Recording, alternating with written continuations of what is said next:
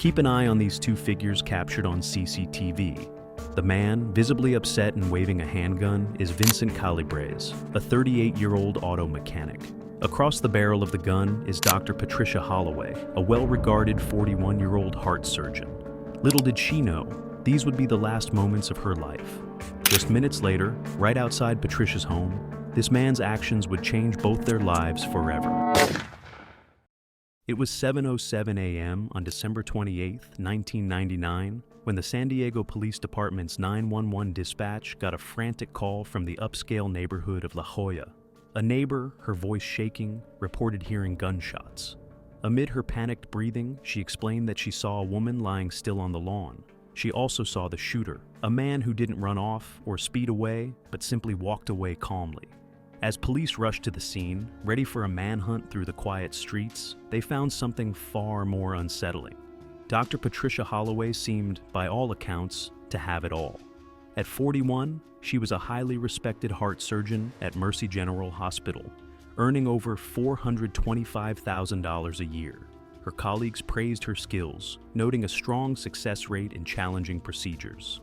With a prestigious education from Johns Hopkins and roots in an upper-middle-class family from Scottsdale, Arizona, her life outside of work mirrored her professional success. She owned a $1.2 million home on Torrey Pines Road, drove a silver Mercedes E320, and had a social life packed with the city's elite. Divorced and childless, her focus was solely on her career. But beneath that polished exterior lay a well-documented flaw. Investigators later scrutinized her hospital records and patient reviews, showing a clear pattern. Wealthy patients with private insurance received lengthy, attentive visits, while those on Medicare or public assistance faced a different reality. They described Dr. Holloway as cold, dismissive, and impatient, with consultations often cut short. Questions were dismissed with complicated terms, and the family's frustration was hard to miss. This wasn't just bad bedside manner, it showed a pattern where rich patients got better care. Dr. Holloway's neat, pristine world felt worlds apart from the working-class families she sometimes treated. In late 1998, that clean, orderly life was about to clash with a family who had only each other when a referral for 67-year-old Rosa Calibres landed on her desk. Vinny Calres was all about his mom. At 38, he was a quiet, hard-working mechanic who had already faced deep loss. After his wife's car crash years ago, his 67-year-old mother, Rosa, became his whole life. Rosa, an Italian immigrant who sewed for 40 years, was a warm and tough lady. When she was diagnosed with aortic valve stenosis in late 1998, Vinny committed to caring for her.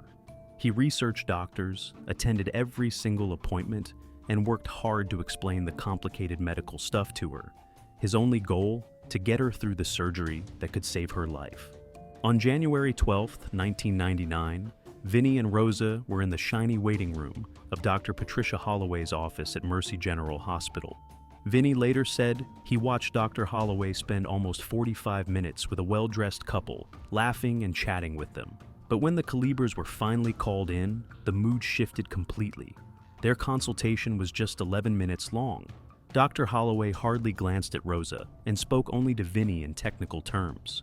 When Rosa tried to ask a question in her broken English, the surgeon's irritation was obvious. Vinny's concerns about risks were brushed off with a quick, dismissive, "It's routine." Before they could even take it all in, the meeting was over, and a nurse was handing them consent forms. Leaving that office, Vinny felt a growing unease. He noticed a stark difference in how they were treated, seemingly based on how they looked and their insurance. He saw a doctor who didn't see his mother as a person, but just another low-priority procedure. Still, with surgery on the horizon and few options left, he pushed his worries aside. He trusted the system, a choice that would haunt him forever. On the morning of March 15, 1999, Rosa Calibres arrived at Mercy General Hospital at 6:30 a.m. Vinny stayed by her side until they took her for pre-op, reassuring her that everything would be all right. Dr. Holloway showed up almost an hour and a half later, running 30 minutes late. Records later revealed she had been at a charity gala the night before. Surgery kicked off at 8:15 a.m. The first hour seemed normal, but then, at 9:52 a.m., disaster struck. An investigation found that Dr. Holloway had messed up the size of the prosthetic valve. Instead of checking again, she forced the bigger valve in. While stitching things up, she nicked the left coronary artery, a serious mistake, but fixable if caught in time. It wasn't.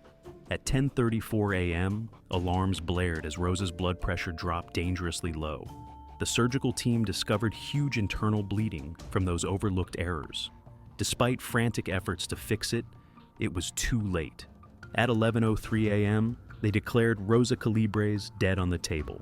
30 minutes later, Dr. Holloway walked into the waiting room where Vinny was sitting alone. Their chat, as he later told investigators, barely lasted 2 minutes. The surgeon was cold and showed no signs of emotion. She said his mother's heart couldn't take the surgery, adding that things like this happen. No apology, no details, no comfort. And just like that, she left, leaving Vinny alone in the quiet waiting room, trying to grasp that his mother was gone. In the weeks that followed, Vincent Calabras was buried in grief. His small Chula Vista apartment became a quiet shrine to his family. But the silence broke when a bill for $87,600 arrived from Mercy General Hospital. Rosa's insurance covered less than half. Staring at that cold bill for the procedure that took her life, Vinny's sorrow turned into suspicion. He called Dr. Holloway's office 26 times in the following weeks, asking for his mother's medical records and trying to figure out what had happened. But nobody returned his calls. Feeling frustrated and hitting a wall, Vinny scraped together what little cash he could to hire David Morse, a lawyer who focused on medical malpractice. Right away, Morse asked the hospital for the full, unedited file on his mom's case, including the detailed report from her surgery. He then sent it all to Dr. Raymond Pfizer, an independent heart surgeon known for his honest and straightforward evaluations. Vinny spent weeks anxiously waiting for a response that might either validate his concerns or finally help him find peace.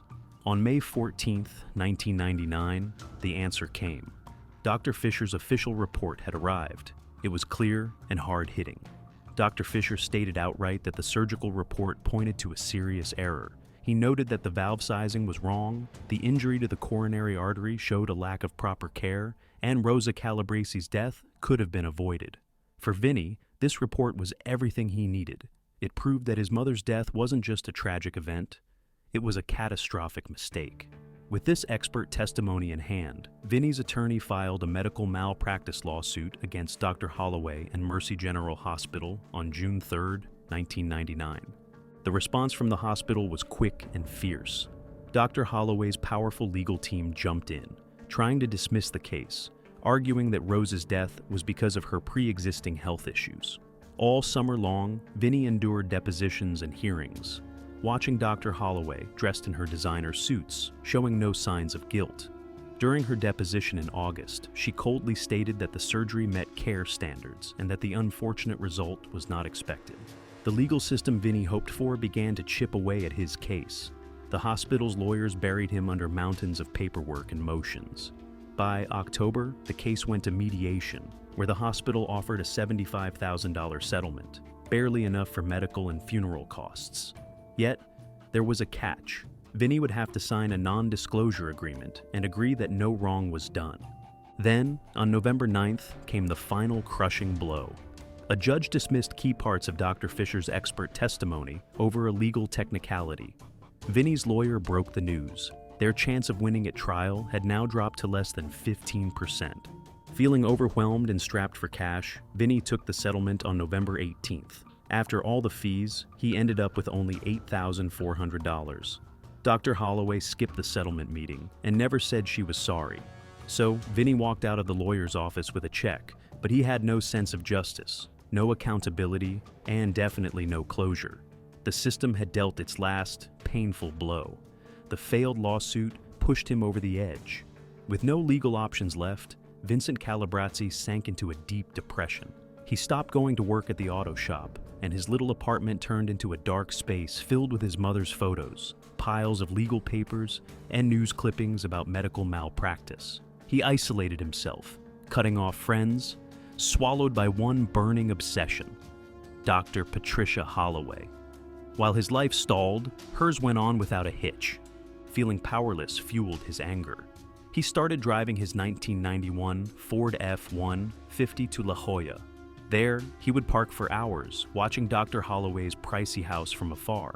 He saw her leave for the country club, return with shopping bags, and host dinner parties. For Vinny, every light in her house was a reminder of the injustice he had faced. He felt like he was watching a woman who had taken a life without facing any consequences, while the legal system rewarded her. His sorrow slowly transformed into a cold, calculated rage. On December 13, 1999, that rage took a real shape. Vinny drove to a gun store in El Cajon called Patriot Arms. With no criminal past or mental health flags, his background check was cleared instantly. He legally bought a Glock 17 9mm handgun and a few boxes of ammo, telling the clerk it was for home defense. He left with the gun in a box on his passenger seat. He was done just watching. Now he was getting ready. Buying that gun was the tipping point. In the week that followed, Vincent Calabrese's actions became deliberate and focused. He took the Glock 17 to a shooting range in Santee twice, getting used to its weight, kick, and aim. His scrutiny of Dr. Holloway ramped up, moving from casual watching to serious data gathering. He noted her daily routines in a small notebook, even recording that she went for a run at 6:45 a.m. Every Tuesday and Thursday, he knew the routine. The housekeeper came on Mondays and Fridays, and his mom usually made it back from the hospital by 7:30 p.m. By December 27, 1999, his plan was all set. That night, he sat at his kitchen table and penned 2 letters. The first was a 14-page story about his mom's passing, the failed lawsuit, and the cold indifference that pushed him to this moment. He wrote it simply addressed to whoever finds this. The second letter was shorter, meant for his mom. He planned to leave it on her grave. He wrote, "Mama, I'm sorry, but I can't let her walk away from what she did to you. She didn't care that you were gone. She didn't care about you at all. I have to fix this." With the letters on the table, he was ready. He had the weapon. He knew the doctor's routine. He had even written his last explanation. Now, all he needed was to choose the day. On the morning of Tuesday, December 28, 1999, Vincent Calabrese parked his truck 3 blocks from Dr. Holloway's house and walked the quiet streets before dawn. He had a Glock 17 hidden in his jacket. He waited. At 7:02 a.m., right on schedule, Dr. Holloway stepped out in her running gear. Vinny emerged from behind a hedge to confront her. According to witnesses and Vinny's own words later, Dr. Holloway was initially annoyed, not recognizing him. But when he said he was Rose Calabrese's son, her annoyance turned to dismissal. She told him the matter was settled. That cold brush-off was the breaking point. As she turned to jog away, ignoring him completely, Vinny pulled out the gun. For the first time, she saw the weapon, and her irritation changed to terror. A neighbor's security camera captured what happened next. Dr. Holloway backed away, hands raised, begging for her life. Witnesses claimed they heard her offer him money. That was a fatal mistake. For Vinny, this wasn't about cash. It was about a life that had been disrespected. At 7:06 a.m., Vincent Calabrese fired 3 shots. 2 hit her in the chest, while 1 struck her in the abdomen. She fell to the ground. For a moment, Vinny stood over her. His expression later described, as a neighbor across the street shouted into a 911 call, he turned around and walked back, not ran, away from the scene, leaving the surgeon to lay lifeless on the lush green grass she'd once thrived on. The paramedics called time of death for Dr. Holloway at 5:17 a.m. Meanwhile, the police found Vinny's truck just 3 blocks away. He was sitting calmly behind the wheel, the Glock 17 lying on the passenger seat. He didn't resist arrest. He simply put his hands out of the window before they could even tell him to. When the officers approached him, he said flatly, "I did it. I killed her. She killed my mom, and nobody cared." To Detectives Sarah Mendoza and Robert Wong, it looked like the easiest case they'd handled in a long time. They had video footage, eyewitnesses, the murder weapon, and a suspect who had already confessed. But that afternoon, as Detective Mendoza was executing a search warrant at Vinny's apartment, things began to shift. On the kitchen table, she discovered a 14-page letter he had written. Sitting in her car, she read through it. This wasn't the rambling of a lunatic. It was a clear, heart-wrenching account of his mother's death, the hospital's cold indifference, the failed lawsuit, and the crushing weight of a justice system that had turned a blind eye. Mendoza had seen all sorts of motives for murder in her career, but this felt different. The letter didn't justify his actions, but it shed light on them in a painfully clear way. What seemed like a straightforward case now carried a deeper, unsettling context. The man they had arrested was a killer, yes, but as Mendoza read the final lines, she started to wonder if he was also a victim. Vincent Calabrese's trial in August 2000 caught the attention of San Diego, stirring public debate about the concept of justice. The prosecution framed him as someone who took the law into his own hands, a self-appointed judge and executioner. They laid out a timeline showing how he had premeditated the crime, from the surveillance and gun purchase to the letters. In contrast, his public defender argued for voluntary manslaughter, telling the story of a grieving son driven to the edge by a careless doctor and a system that had let him down. Evidence of Dr. Holloway's previous malpractice cases and a report sharply critical of her practices were presented, adding fuel to the fire. The jury saw the raw truth about death up close. Ignoring his lawyer's warnings, Vinny took the stand. He was open and honest, acknowledging his wrongdoings, but he wouldn't back down from the anger that fueled his actions. "My mom died because a doctor didn't think she was worth caring about," he told the courtroom that was deathly quiet. "I know I have to face the consequences, but understand this. My mother's life mattered." After 2 long days of discussion, the jury reached a verdict that left everyone unhappy. They found him guilty of second-degree murder. They recognized the emotional turmoil, but couldn't support what he did, giving him a sentence of 15 years to life in prison. In the years that followed, the case left behind a tangled and sad legacy. Dr. Holloway's death prompted an internal investigation at Mercy General Hospital, which discreetly changed its policies after 2 of her past malpractice cases were opened. This exposed a troubling pattern of negligence. The whole situation became a local reminder of the serious flaws in both healthcare and the legal system, a chilling example of how easily people can be hurt by the very systems that are meant to protect them. Vincent Calabrese became a model prisoner. After being denied parole 3 times, he finally walked free in November 2024 at 63 years old. Having spent nearly 25 years behind bars, he now volunteers at a legal aid clinic, helping families like his navigate the same broken system.